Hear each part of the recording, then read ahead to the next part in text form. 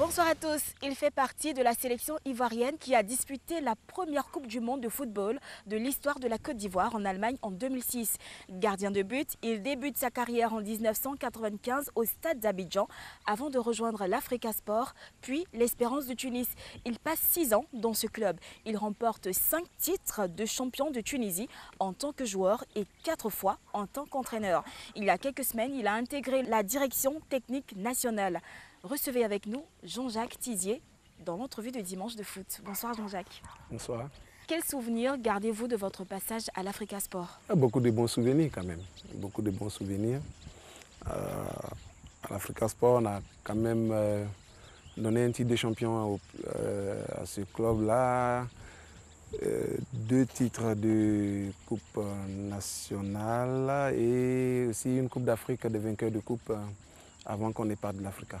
Et comment expliquez-vous que l'Africa Sport, l'un des plus grands clubs de ce pays, soit encore à la traîne par rapport à la SEC Mimosa, aussi bien sur le plan sportif que sur le plan du développement? C'est le constat que tout le monde fait. Si je dois vous donner une explication véritable, franchement, je ne sais vraiment pas pourquoi aujourd'hui l'Africa est encore à la traîne. On a quand même essayé à un moment donné de se mettre ensemble pour essayer d'aider l'Africa.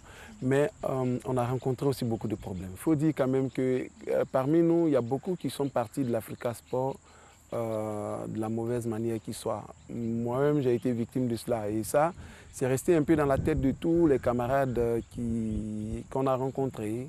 Voilà, et ça fait que beaucoup sont restés un peu sceptiques par rapport à l'idée de se mettre ensemble pour aider l'Africa. Et vous, quel genre de problème vous avez rencontré lorsque vous avez quitté l'Africa Sport? C'est surtout un problème d'argent. Hein. C'est un problème d'argent. J'ai voulu quand même que l'Africa bénéficie de mon contrat.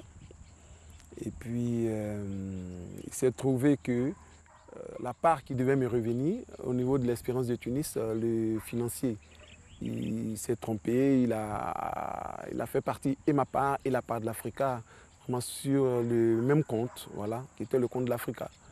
J'ai réclamé que l'Africa ramène ma part. Je vous assure, jusqu'à aujourd'hui, je n'ai pas reçu quoi. J'ai dû prendre un avocat pour essayer de réclamer, pour qu'on me restitue ce qu'on me devait.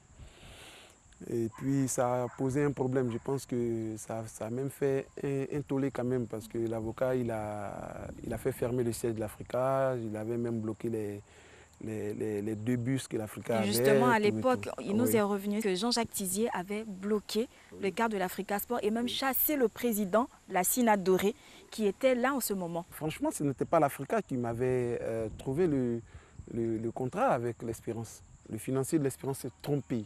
Donc, on a écrit au président, on a écrit à l'Africa, on a demandé qu'on ramène l'argent. Voilà, parce que ce n'était pas pour l'Africa, c'était dans les discussions, on a bien défini les choses. Il fallait qu'on me ramène mon argent, les gens ne l'ont pas fait. Et voilà, ils m'ont tourné en rond. Donc voilà, l'Espérance m'a aidé à prendre un avocat. L'avocat, il a bloqué les 2 quarts de l'Africa. Il a fait fermer le siège. Dans ma génération, la plupart de ceux avec qui je jouais, beaucoup ont eu le même cas. Voilà. Je peux par exemple vous citer le cas de Agassak aussi. Vraiment, ça a été presque le même cas. Beaucoup sont partis de la mauvaise manière qui soit. Après l'Africa donc, vous allez à l'Espérance de Tunis, comme vous venez de le dire. Oui. Pourquoi est-ce que vous avez choisi ce club? En fait, j'avais une bonne proposition de Lens. Et le jour où je devais partir, je devais faire mon dernier match avec l'Africa Sport. Je me suis blessé gravement au Champrou. On devait jouer contre, je ne sais plus, Mans ou quelque chose comme ça. Je me suis blessé gravement. Je suis même sorti. Et j'ai fait 6 mois à la maison, 6 mois sans compétir. Et ça a été des moments vraiment très difficiles. Et c'est après les 6 mois, quand je suis revenu, m'a fait encore d'autres propositions. Et puis voilà, j'ai sauté sur l'occasion et je suis parti. Je n'ai même pas averti le club quand je partais. Est-ce que ce n'est pas pour ça qu'ils ne vous ont pas restitué votre argent? Non, pas du tout. J'étais encore dans un état de blessé quand je suis parti à l'Espérance. Et c'est même à l'Espérance qu'on a découvert que je traînais un ligament croisé. Le président de l'Espérance voulait forcément que je vienne. Et il a décidé que malgré la blessure, je fasse le contrat. Véritablement, c'est une grâce de Dieu. Et tout le monde est vraiment étonné jusqu'à aujourd'hui que j'ai pu jouer avec cette blessure-là sans me faire opérer. Et comment s'est passée votre intégration dans ce club? Au début, ça a été difficile, mais j'ai trouvé sur place Kandia Traoré. Et et aussi d'autres joueurs africains, un Brésilien noir, voilà, José Clayton. Donc ceux-là m'ont quand même aidé, ils se sont véritablement occupés de moi. Mais en fait, j'ai été véritablement intégré par le capitaine lui-même de l'Espérance, voilà, qui était Talak Febet. Et c'est ce dernier-là qui m'a vraiment pris avec lui et qui m'a permis vraiment de bien me sentir et surtout de savoir tout ce qu'il fallait savoir pour pouvoir faire une carrière en Tunisie. Après votre carrière, vous avez intégré le staff technique de ce club. Comment cela a-t-il été possible? En 2005, avant la Coupe du Monde, j'ai eu un accident sur le terrain. Juste après l'accident, je pense que mon entraîneur de gardien de but a fait une opération.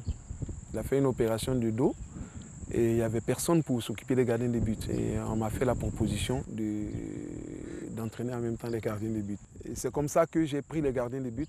Et ça a bien marché, Et les gens ont trouvé que j'avais quand même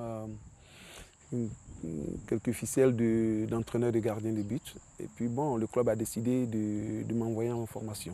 Et quand j'ai arrêté ma carrière, bon, naturellement, voilà, j'ai pris la relève de l'entraîneur de gardien qui était là.